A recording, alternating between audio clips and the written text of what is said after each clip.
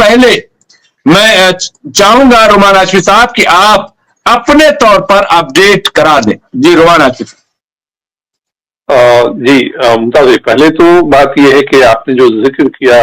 सबकी जो नजर है वो गजा पे, जो सीज फायर के बाद कैदियों की, बंधकों की अदला बदली हो रही है उसके ऊपर। आज 8 हमास ने 8 यरगमाल को छोड़ा, जिसमें 5 सिविलियन थे, थाईलैंड के नागरिक, और बाकी इजरायली। उसमें एक जिनका जिक्र किया वो इजरायली फौजी फीमेल जो थी, उसको लेकर के, उसको जिस तरह से धंधा मुश्ती जैसा हुआ, हैकल जैसा लग रहा था कि अल-कस्साम के जो फाइटर थे जो घेर रखे थे, और पब्लिक जैसे हैकर्स जैसा कर रही थी, वो थोड़ा डिस्टर्ब भी नजर आई वो फौजी। इसको लेकर काफी ज्यादा इजराइल में सख्त नाराजगी है। बेंजामिन नेतन्याहू ने ऐलान कर दिया था कि हम अभी फलस्तीनियों को रिहा नहीं करेंगे एग्रीमेंट के तहत जो रिहाई होनी थी, क्योंकि जिस तरह से ट्रीट किया गया है उस कैप्टिव्स को, सोल्जर को, वो उनकी गारंटी से जो है, उनकी सेफ्टी की हमास गारंटी दे कि आइंदा ऐसा नहीं होगा तो करेंगे। खैर बीच बचाव हुआ और फिर 110 फलस्तीनियों की रिहाई फिर अमल में आए, उन्हें शुरू हुआ। देखिए, जो 15 महीने से लड़ाई चल रही थी, 15 महीने चली, 15 महीने के बाद सीज फायर हुआ। जिस हमास को बेंजामिन नेतन्याहू ने, इजराइल के प्राइम मिनिस्टर ने यह कहा था कि वो खत्म हो चुका है, तो कस्साम ब्रिगेड जो है उसे हमने खत्म कर दिया है,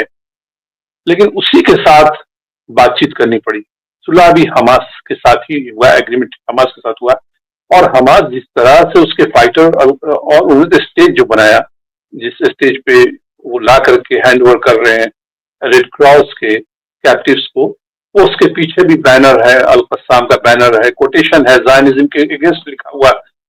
कंडेम करते हुए ज़ायनिज़्म को, जो स्लोगन है वो भी सब है। वो इंटरनेशनल मीडिया देख रही है। ये चीज बेचैन करना, गुस्सा दिलाने वाली बात तो है। जो राइट विंग गवर्नमेंट है, ज़ायनिस्ट इजराइल की गवर्नमेंट है, उसे लेकर के, और फिर उसे ऑक्सीजन दे रहा है, उसको मदद कर रहे हैं अमेरिका के नए राष्ट्रपति जो है, दूसरा टर्म शुरू हुआ है राष्ट्रपति का, डोनाल्ड ट्रंप, जिन्होंने ये बात कही कि क्योंकि वो रियल एस्टेट कंपनी के मालिक हैं, वो गजा को एज रियल एस्टेट के तौर पर देख रहे हैं। उन्होंने जो बयान भी दिया मीडिया को कि वो ब्यूटीफुल जगह है, बहुत कुछ किया सकता है, और वो फिनिश हो गया है, वहां पे कुछ है नहीं, हमास इज फिनिश्ड, और इन्हें कहीं बाहर निकाल दिया जाए जहां वो अपनी अच्छी जिंदगी जिए, और फिर नए सिरे से देखा जाए इसको कैसे बनाया सकता है। और इसके लिए उन्होंने बयान दे दिया कि हमने जॉर्डन से भी बात की है, और प्रेसिडेंट सीसी इजिप्ट से भी बात की है कि वो ले लें। जॉर्डन ने लिया है, उसको अप्रिशिएट करते हैं, और को भी आधे को ले ले, आधा ये ले ले, इजिप्ट ले ले, जो 22 लाख फलस्तीनी गजा में है। लेकिन क्या रहा कि सीसी का भी बयान आ गया, इजिप्ट के प्रेसिडेंट का भी, जॉर्डन के किंग का भी, कि ऐसा कुछ जो 2 स्टेट सॉल्यूशन है वही रहेगा, फलस्तीनी गजा में है वही रहेंगे, इन्हें हम नहीं लेने जा रहे हैं। तो एक खबर और भी आ रही है कि शायद इनकी निगोसिएशन इंडोनेशिया का चल रहा है। डोनाल्ड ट्रंप इस कोशिश में कि इंडोनेशिया में, क्योंकि आइलैंड के, इंडोनेशिया में बहुत सारे आइलैंड हैं, किसी आइलैंड पे इन 22 लाख को बसा दी जाए, वहां इंफ्रास्ट्रक्चर खड़ा किया जाए और वहां हो जाए। और इसको लेकर के काफी ज्यादा उत्साहित नजर आ रहे हैं बेंजामिन नेतन्याहू, क्योंकि खुद टू स्टेट थियरी है, उसको इजराइल की गवर्नमेंट, बेंजामिन नेतन्याहू, ये लोग तो मानने को तैयार ही नहीं है इस चीज को लेकर के कि एक अलग खुद मुख्तार इंडिपेंडेंट फलस्तीनी स्टेट इजराइल के साथ वजूद में आए। इसको इजरायली पॉलिटिकल लीडरशिप कोई भी मानने को तैयार नहीं है। आधी अधूरी कमजोर फलस्तीनी अथॉरिटी महमूद अब्बास की लीडरशिप वेस्ट बैंक में है, जहां गजा के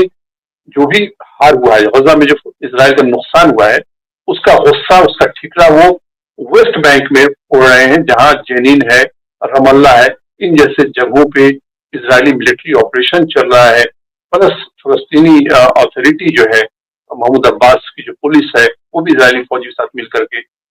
जो फाइटर्स हैं जेनिन ब्रिगेड के, इजरायली ऑक्यूपेशन के जो फाइट कर रहे हैं, उनका कत्लेआम हो रहा है, सिविलियन अब वहां भी उसी तरह से मरे, उनके वहां भी सड़कें बर्बाद की जा रही है, सड़कें तोड़ी जा रही हैं। वेस्ट बैंक में जो हाल यहाँ गजा में हुआ, इसराइल कम से कम जनीन और रमल्ला जैसे इलाकों में उसी तरह का सीन क्रिएट कर रही है। और फिर लेबनान का आपने जिक्र किया, लेबनान में तो बाज़ाब्ता वो जो माउंटेन है वहां तो बाज़ाब्ता परमानेंट एक फौजी बैरक कायम करने के लिए कंस्ट्रक्शन वर्क वहां चल रहा है कि हम इसराइल के एनिमी को हम इसराइल के बॉर्डर पर नहीं आने देंगे, एक बफर जोन बना करके इजिप्ट के अंदर, मतलब बफर जोन तो बना ही रखा था गोलान हाइट को कब्जा करके, लेकिन अब और आगे बढ़ करके वहां मिलिट्री बैरक कायम कर रहे हैं कि इससे इसको हम छोड़ के जब नहीं जाएंगे। परमानेंट गारंटी चाहिए इसराइल के सिक्योरिटी के लिए, ये एक डिप्लोमेटिक वर्ड होता है कि परमानेंट गारंटी चाहिए, क्योंकि जब एक बार बैठ गए और यूनाइटेड नेशन कंडेम नहीं कर रहा है, डोनाल्ड ट्रंप वो खुद एक व्हाइट सुपरमैसिस्ट है, राइट विंग लीडर है, वो इस चीज को सपोर्ट कर रहे हैं, यूरोपियन यूनियन इस चीज को कंडेम नहीं कर रहा है, तो इसराइल को उससे शेयर मिल रहा है। रही बात कि ये सबसे बड़ी बात है, जो भी ऑब्जर्वर हैं, जो पॉलिटिकल पंडित हैं और जिनको मिडिल ईस्ट में पीस